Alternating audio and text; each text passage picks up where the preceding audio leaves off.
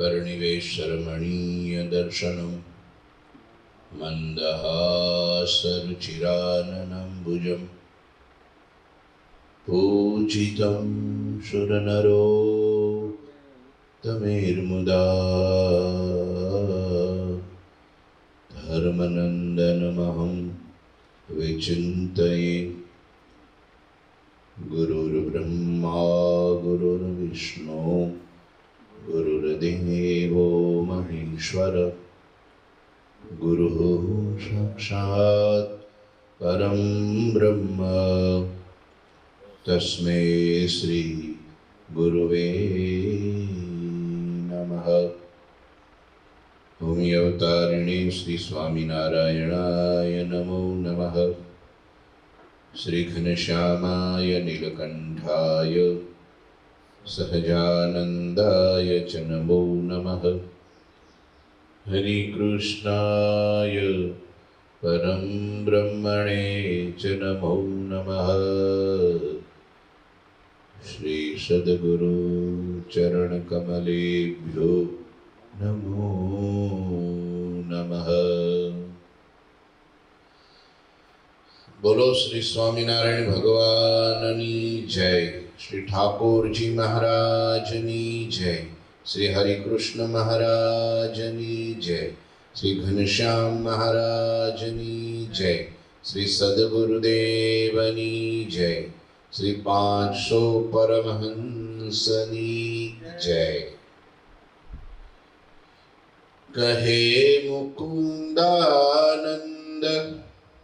भूपति सुनहो भाव से, कृष्ण कथा सुख कंद सुनाऊ तो को स्नेह से, सुनाऊ तो को स्नेह से।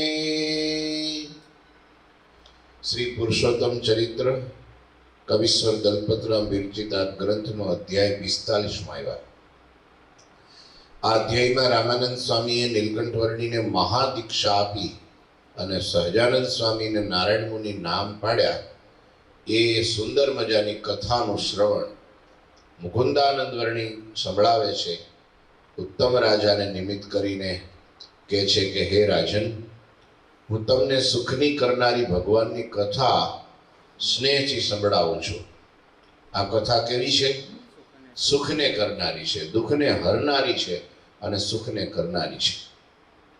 હવે પ્રેમથી સાંભળો અને શરૂઆતમાં થોડું કથા શ્રવણનું માહિતમ એમ બતાવે છે કે કથા સાંભળવાથી ખાલી માત્ર સમય વેસ્ટેજ જાતો નથી કે આ કાંઈ નવરા માણાનું કામ નથી કે હાવ પરવારી ગયા છે ને ક્યાંયથી બધેથી થોડા હડસેલાઈ ગયા છે। ઈ ક્યાં જાય તો કે કથામાં।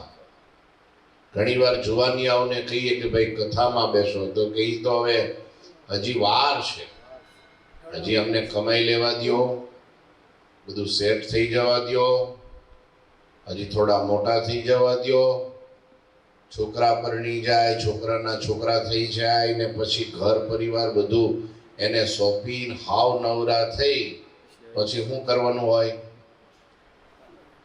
કથા સાંભળવાની હોય ને બીજું શું કરવાનું હોય? તો ઈ લોકોએ હજી કથા સાંભળે છે કોઈ? કયો જી? હા, ગલે બેહે ઓટલે બેહે કહીએ તો એ કથા સાંભળવી ટેવ નથી। કથાનું માહિતમ જ્યાં સુધી સંભળાય નહીં, સમજાય નહીં, ત્યાં સુધી કથામાં રસ પણ પડે નહીં। પરાણે બેહારો તો કે છે ને કાં ઊંઘે ને કાં ઊભો થઈ જાય, કંટાળો આવે માહિતમ સાંભળ્યા વિના। એટલે કથામાં અહીંયા ગ્રંથોમાં વચ્ચે વચ્ચે કથા શ્રવણનું માહિતમ સમજાવે છે કે આ શું છે। તો લખે જો, श्रवण भक्ति अति श्रेष्ठ कहावे, सब भक्तिन को मूल सुहावे। सिंचात मूला तरु सुख ही पावे, બિન સિંચે તરુષો સુખ જાવે. સર્વ ભક્તિઓમાં શ્રવણ ભક્તિ શ્રેષ્ઠ ભક્તિ છે. તે તો તમામ પ્રકારની ભક્તિના મૂળ રૂપે કારણ રૂપે શોભે છે. જો મૂળનું સિંચન કરીએ તો વૃક્ષને પોષણ મળે છે, પરંતુ મૂળનું સિંચન જ જો ન કરીએ તો વૃક્ષ સુકાઈ જાય છે. તેમ શ્રવણ ભક્તિને પુષ્ટ કરવાથી બીજી બધી ભક્તિઓ આપોઆપ પુષ્ટ થાય છે. 9 પ્રકારની ભક્તિ છે. શ્રવણમ, કીર્તનમ, વિષ્ણુ સ્મરણમ, પાદ સેવનમ, અર્ચનમ, વંદનમ, દાસ્યમ, સખ્યમ અને આત્મનિવેદનમ. અને 10મી ભક્તિ છે પ્રેમ લક્ષણા ભક્તિ, આ છે સમર્પણ ભક્તિ. તો આ જેટલી પણ ભક્તિ છે એ બધાયનું મૂળ શ્રવણ ભક્તિ છે. શ્રવણ ભક્તિ જેનામાં આવી એને બધી ભક્તિ આવે. ભક્તિ એટલે શું? પ્રેમ, સ્નેહ, પરમાત્મા પ્રત્યેનું આકર્ષણ, એ નામ ભક્તિ છે. પછી પેલા મજૂર કામ કરતા હોય ને મજૂરી આપી દે અને પછી કરી નાખે, એ ભક્તિ ન કહેવાય. સમજ્યા? માથે ઉભારો ત્યાં સુધી કરે અને વયા જાવ આગા પાછા થાવ એટલે વેઠ વાળે. એમ કાનૂન ડરથી કે કંઈક ગમે તે પ્રેશરથી તમને કયો 2 કલાક તમારે અહીંને બેહી જ રહેવાનું છે અને એમ બેહાતું નથી. પર્વતભાઈ હતા, ખેતરમાં મજૂર કર્યા, એમને કંઈક નીંદવાનું હોય છે કે કંઈ પણ ખેતી કામ, તે 20-25 મજૂર કર્યા. તે બધાયનું કામ બપોરે પતી ગયું. જે કંઈ વાવવાનું છોપવાનું હશે તે પતી ગયું. બપોરે 2 વાગે 12-1 વાગે પતી ગયું. તો એટલે પર્વતભાઈ કે તો પછી હવે તો કંઈ બીજું કામ છે નહીં, તો લ્યો અડધી મજૂરી, દિવસ તો અડધો થયો છે, તો અડધું કામ થયું તો અડધી મજૂરી તમે લઈને હવે અત્યારે તમે છૂટા થાવ. પેલા મજૂરી કે ના ભાઈ ના, મજૂરી તો આખી જોહે. અમે ક્યાં કહીશું તું છૂટા કરી? મજૂરી અત્યારે છૂટા કરી કે સાંજે 6 વાગે છૂટા કરી, પણ મજૂરી આખી જોહે, અધૂરી નહીં. પર્વતભાઈએ આઈડિયા, ભગવાનને કંઈ સ્મરણ કર્યું અને વિચાર સૂચ્યો તો કાંઈ વાંધો નહીં, તો સાંજે 6 વાગ્યા સુધી તમારે કામ કરવું પડશે. એટલે તું કે કામ કરી દઈએ, મજૂરી આખી, અડધી નહીં. હાલો કે બધાય ક્યાં? ગામમાં લઈ આવ્યા, મંદિરે લઈ આવ્યા.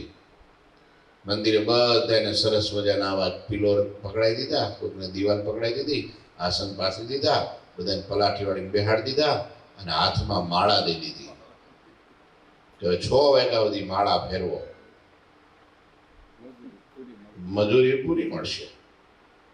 હું અહીં બેઠો કથા કરું છું, લ્યો તમે માળા ફેરવો. એટલે કે આ તો હારું પંખાની જે ટાટા સાઈ, તડકો નહીં, હાથ હલાવવા નહીં, દોડવું નહીં, બળ કંઈ કરવું નહીં, કેવું સારું. તે 5, 10, 15 મિનિટ થઈને એક ઊભો થયો, વળી 10 મિનિટથી તો બીજો, ત્રીજો, અડધો કલાકમાં મંદિર સાફ. એ કે તારે અડધી મજૂરી પૈસા દઈ દે, આ અમારાથી નહીં થાય.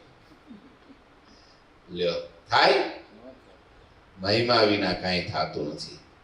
કરવી છે લોકોને બધાને ભક્તિ, પણ મહિમા ન હોય અને મહિમા પ્રગટ કરવાનું કારણ કથા છે. કથા સાંભળ્યા વગર ભગવાનની સેવાનો મહિમા ખબર ન પડે, ભગવાનનો મહિમા ખબર ન પડે, ભગવાનના સાધુનો અને ભક્તોનો મહિમા ખબર ન પડે. અને કથા વિના 9 પ્રકારની એક પણ ભક્તિમાં મન ચોટે નહીં. વસ્તુ કરોડ રૂપિયાની છે, પણ એનું તમને જો જ્ઞાન જો હોય કે આ કરોડની છે, તો તમારું અખંડ ચિંતન રહે, એના પ્રત્યે આકર્ષણ ને પ્રેમ ને બધું જ વધે. એને પછી છોડવાનું મન ન થાય. પણ એ કરોડ રૂપિયાની વસ્તુ તમારા મને તો પથ્થરો જો છે, તો કોઈક લઈ જાય તો ચિંતા નહીં, ક્યાંક ગમે ને ખૂણામાં મૂકી દે, લ્યો એને કઈ એની ટેન્શન ન હોય, પડી ન હોય ને કે હું એમ જેને મહિમા ન જાણ્યો હોય એને ભગવાનની કે સેવાની, સાધુની કે સત્સંગીની કાંઈ પડી ન હોય, એને મોક્ષની પડી ન હોય. મહિમા ન હોય એને મોક્ષની પડી ન હોય. લ્યો, એટલે અહીંયા કહે છે શ્રવણ ભક્તિ છે, એક કરે ત્યારે બધી ભક્તિનું સિંચન થાય છે, પોષણ થાય છે, એમાં પાણી રેડવું પડે. માટે ગમે એવું કામ હોય, કથા વાર્તાનો પ્રસંગ નીકળે એટલે બધેથી નવરા થઈ દોડી પરવારી અને કથામાં બેસી જવું. મહારાજે એટલે કીધું કથા વિના રૂડા ગુણ આવતા નથી. પરમ વિવેકી જનધરી પ્રેમા, નિત્ય શ્રવણ કો રાખત નેમા. જો નહીં નિયામા શ્રવણ કો જાસુ, તો દ્રઢ ભક્તિ રહે નહીં તાસુ. એટલે જ જે પરમ વિવેકી સંત ભક્ત હોય એ પ્રેમ સહિત નિત્ય ભગવત કથા વાર્તા શ્રવણ કરવાનો નિયમ રાખે છે. કેવા ભક્તો? પરમ વિવેકી. વિવેક છે 10મો નિધિ છે. વિવેક એટલે હું સાચા ખોટાનું ભાન. આ સાચું છે ને આ ખોટું છે, આ સત્ય છે ને આ અસત્ય છે, આ સારું છે ને આ નરસું છે, આ સુખ છે ને આ દુઃખ છે, આમ કરવાથી ફાયદો છે ને આમ કરવાથી નુકસાન છે.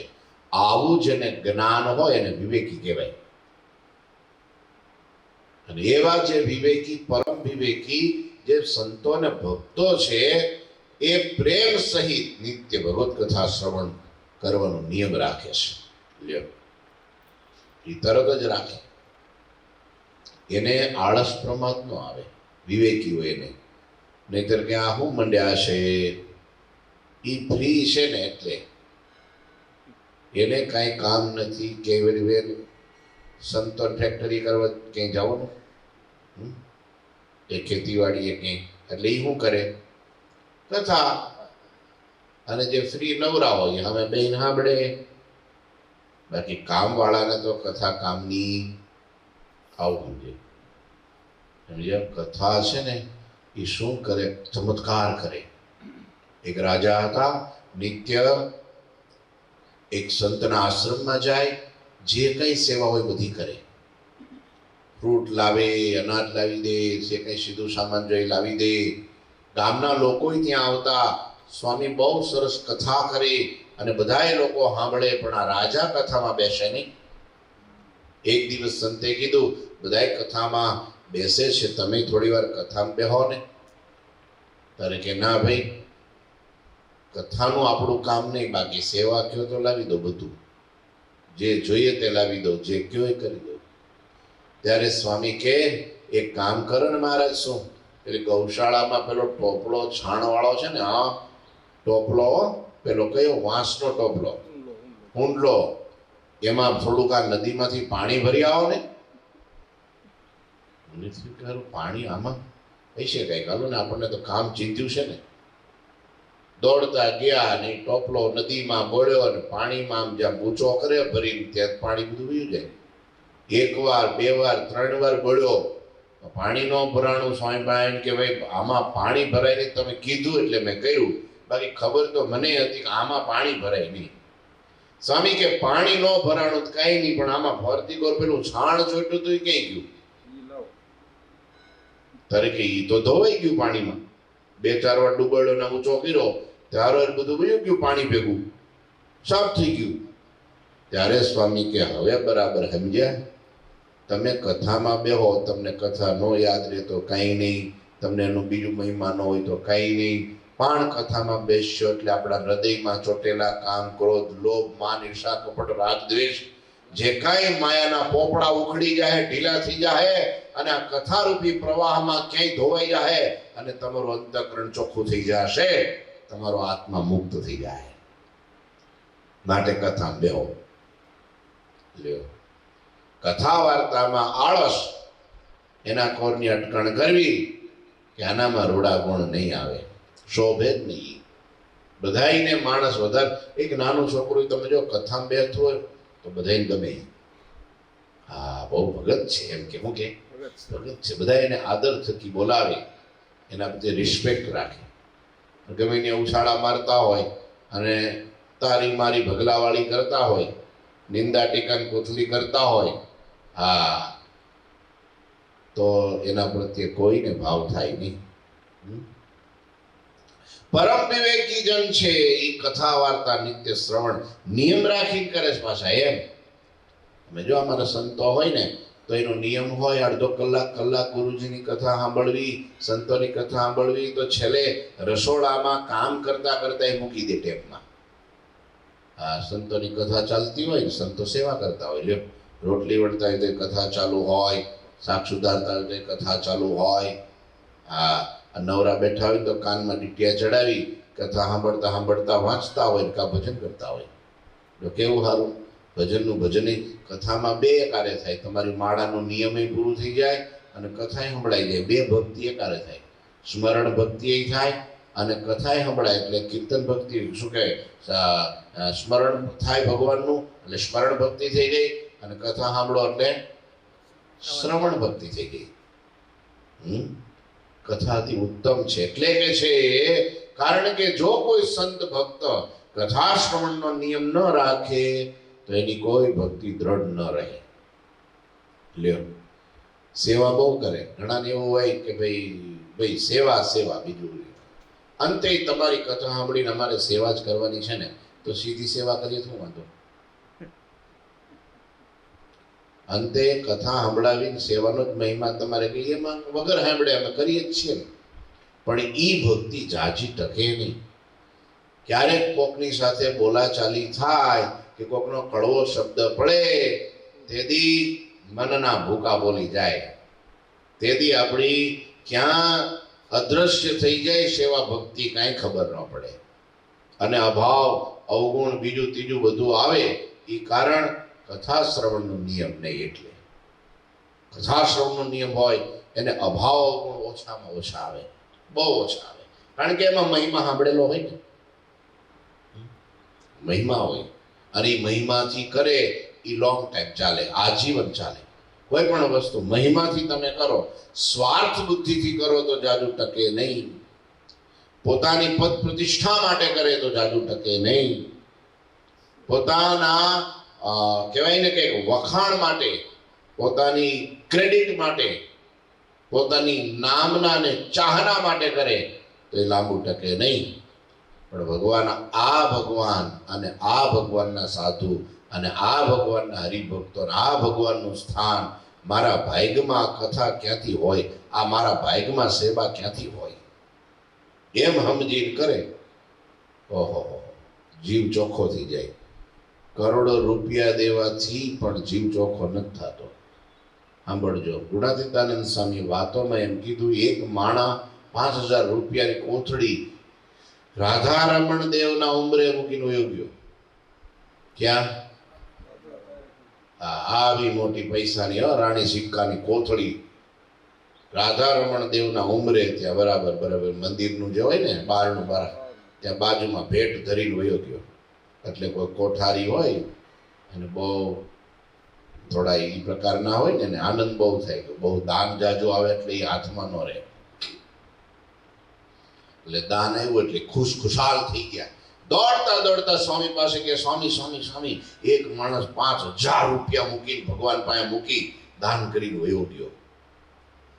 એટલે આનંદ કે સ્વામી બહુ રાજી થાય. એ ઘરે 5000 આવ્યા, એ જમાનામાં 150 વર્ષ પહેલા કેટલા કહેવાય એમ, તેનાથી સ્વામી રાજી થાય. સ્વામી એટલું જ બોલ્યા, એમાં એને હું એના જીવનું સારું કર્યું.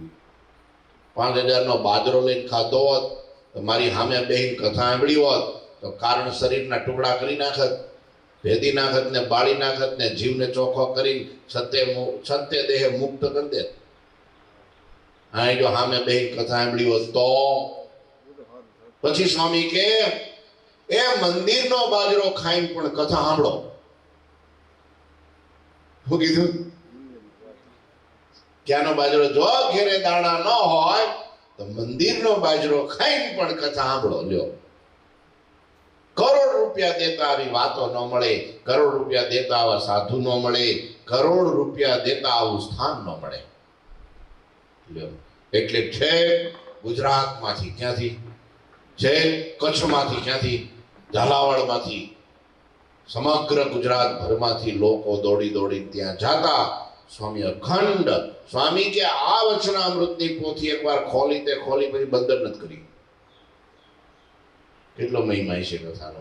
મોટા મોટા સભા મંડપો આપણા જૂના મંદિરમાં, તમે મૂડીમાં જાઓ, વડતાલમાં જાઓ, જુનાગઢ જાઓ, મોટા મોટા મંદિરોમાં તમે જો સભા મંડપ, એટલે ઈ જમાનામાં એવડો સભા મંડપ બાંધો એટલે કેવું કામ કહેવાય.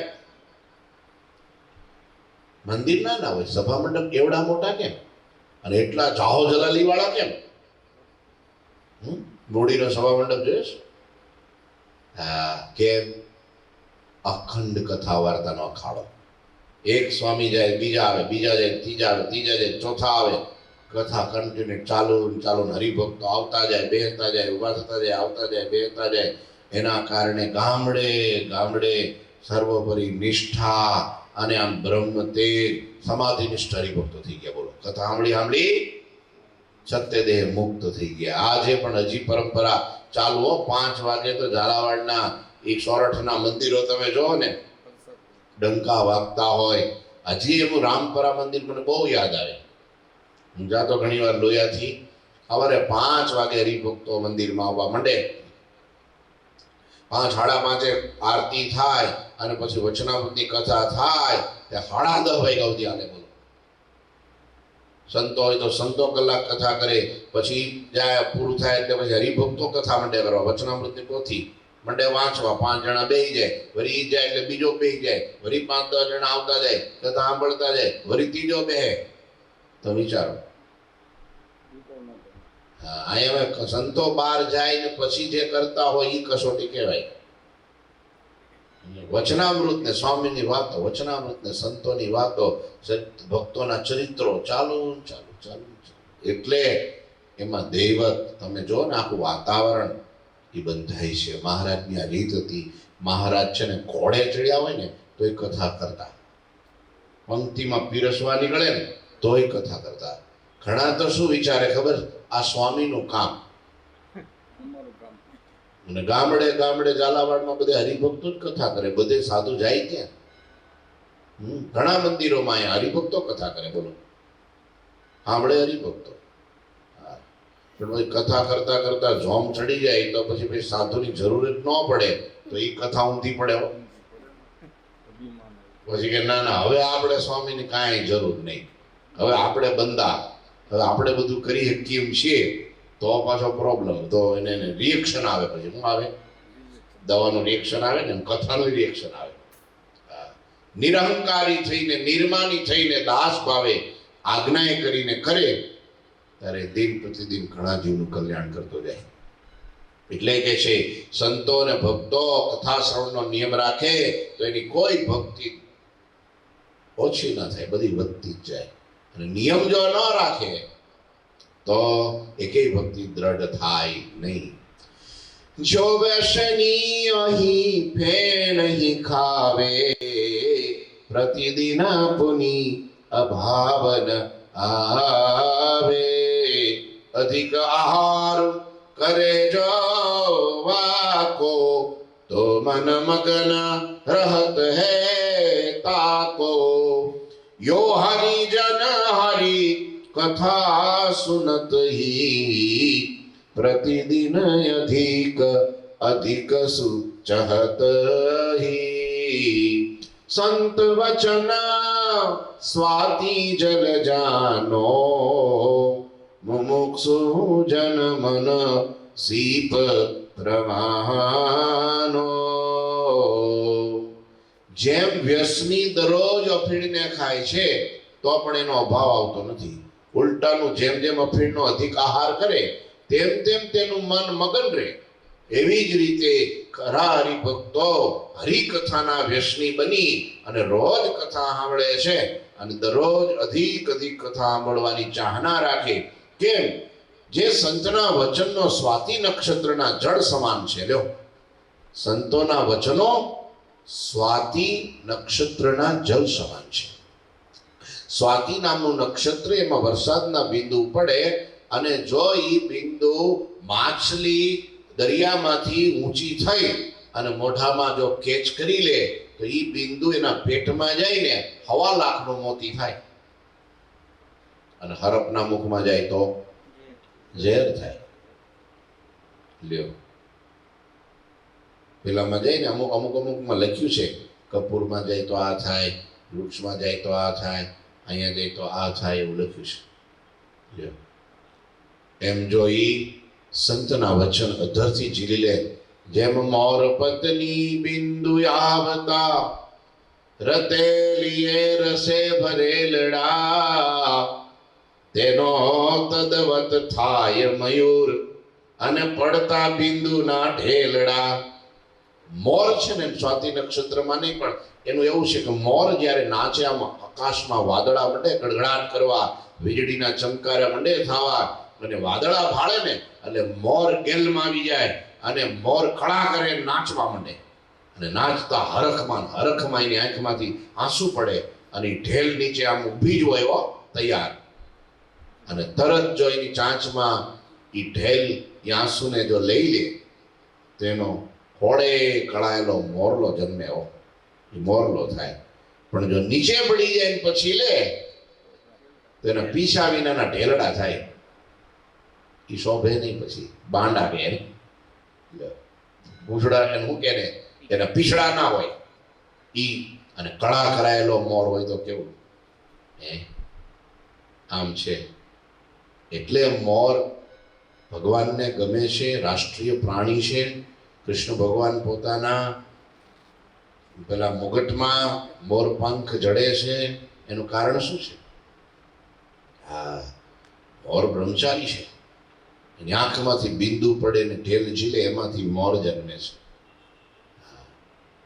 એટલે કે છે અધર ને અધર સંતનો વચન જો ઝીલી લે તો કળાયેલો મોરલો થાય, કેતા મુક્ત થાય. પણ પછી એ છે, જોઈશું આપણે એમ કહીએ ને, આટલું થોડું કરવાનું છે, જો એ વિચારીને તમને કહું. એ પડી ગયો બોલ, એ હેઠે પડી ગયો, ભાઈ કરે પણ કેમ? પેલા કહે છે ને કે મરતા મરતા કાન હલાવે, એ કઈ બોઘરું ભરે. પણ આમ જો આમ થાપો મારે અને આમ જો આમ પાણીની છાટ અડે અને પહારો મૂકી જાય, બોઘરા ભરી દો. એમ છે તારે ઘણા ભાઈ હુંડલો મૂકવો પડે, થોડુંક બારદાને મૂકવું પડે, ઢોરને ખાણ ને માણાને વખાણ. બહુ વખાણ કરો ભગત. આમ જો આ દાનનું એટલો મહિમા છે શાસ્ત્રમાં. અને એકવાર ખ્યાલ નતું કે આપણે સાંભળતા હતા, હા, એ છે ને આમ તમારી 71 પેઢીનો ઉદ્ધાર થઈ જાય. અને યાવત ચંદ્ર દીવા કરો ત્યાં સુધી મંદિરમાં જેટલું પુણ્ય થાય, જેટલું ભજન થાય, જેટલી કથા થાય, 10મો ભાગ તમારો પડશે. તમારે લાખ રૂપિયા આપી દો. ત્યારે પહારો માંડ મૂકે તો એ પછી કે હવે સ્વામી લાખ નહીં પણ 25,000 રાખો. સારું, 25 હાલો, તો તમને 2% પુણ્ય મળશે. તો 2%થી ધરો છે અમને. લ્યો, પણ પેલા નામ પડે કે ના ના હવે આ સેવા છે, ઝડપી લે. મને બોલો કે મને, પેલા કે મને, પેલા કે મને. હા, એ અધર બોલ ઝીલી લીધો કહેવાય, સમજ્યા? અને તકની સેવા તો ઓહો, એનો રાજીપો તો કંઈક જુદો જ છે. તકની સેવા કે જરૂર છે અને કરી દે, એની વાત જુદી. અમેરિકામાં આપણે મંદિર કરવાનું થયું, આવું નવું.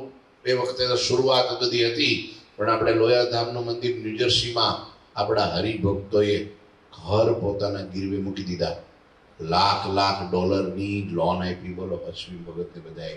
તો એ પાછા એના હપ્તા જે આવે ને એ ભરે, આપણે નહીં ભરવાના, હું ભરીશ. ઘણા લોકો ઘર વેચી અને વયા ગયા, બધે ભાડે રહેવા. બોલો, ઘર વેચી ભાડે રહેવા વયા ગયા. 10મો ભાગ કાઢવાનો હોય ને એની જગ્યાએ 10મો ભાગ ઘરમાં રાખે, 90% કાઢી નાખે. હવે આ જો તમે આખા ત્યારે એને ભક્તિ ખીલી ઉઠે. ઠાકોરજી પ્રગટ પ્રમાણે ને પરચા પૂરે હો. આ મહિમા કહેવાય. શું કહેવાય? આ મહિમા કહેવાય. નહીતર પછી એમ કે ઘણા કોઈની રસોઈ ન હોય તેથી મને કહેજો ને, હું બેઠો જ છું ને. એ બેઠો જ હોય. પછી કોઈની કેદી ન હોય ભાઈ, રોજ હોય જ. હે પણ એમ કે હું કોઈની રસોઈ કોઈ દી ન હોય ને એ દી મને કહેજો. એ મહિમા નો કહેવાય. મહિમા વાળો તો કે ભલે ગમે એની હોય તો પણ આપણી કરવાની તો સ્વામી આગ્રહ કરી. એ મહિમા છે. કે છે અહીંયા સંતના વચનો સ્વાતિ નક્ષત્રના જળ સમાન છે ને મુમુક્ષુ ભક્તનું માન તેના પીવા તરસતી માછલી સમાન છે. જો એને પીવા તરસતી હોય માછલી છલાંગ મારી કેચ કરી લે, પોતાના મુખમાં લઈ લે, એ 1.5 લાખનો મોતી થાય, મણિધર થાય. મણિધર ભગવાનનો ભક્ત થાય, મુક્ત થાય. અનરાધાર ભગવાનને સંતનો મહિમા એના ઉપર ઉતરે છે. જો બહુ સરસ કથાનું માહિતમ અહીંયા હજી આગળ થોડું છે, આવતીકાલે લઈશું. ઠાકોરજી મહારાજની જય. શ્રીપતિમ શ્રીધરમ સર્વદેવીશ્વરમ ભક્તિ ધર્માત્મજમ વાસુદેવમ હરિ માધવમ કેશવમ કામદમ કારણમ સ્વામિનારાયણમ નીલકંઠમ ભજે. શ્રી ઠાકોરજી મહારાજની જય. જય શ્રી